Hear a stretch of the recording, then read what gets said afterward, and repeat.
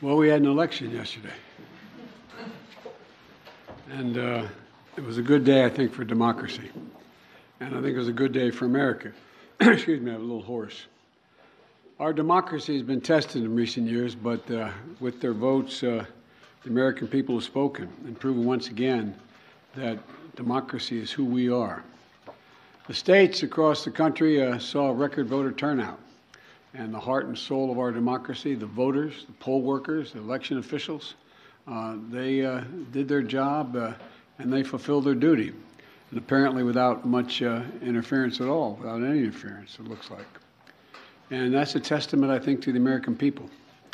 While we don't know all the results yet, at least I don't know them all yet, here's what we do know. While the press and the pundits are predicting a giant red wave, it didn't happen.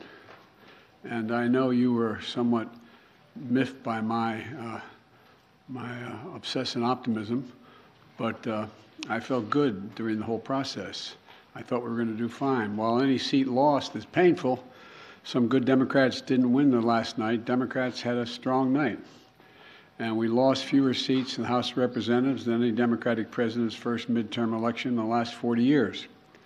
And we had the best midterm for governors since 1986.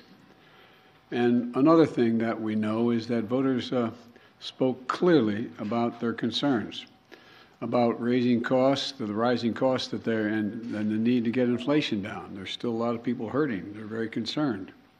And it's about crime and public safety. And they sent a clear and unmistakable message that they want to preserve our democracy and protect the right to choose in this country.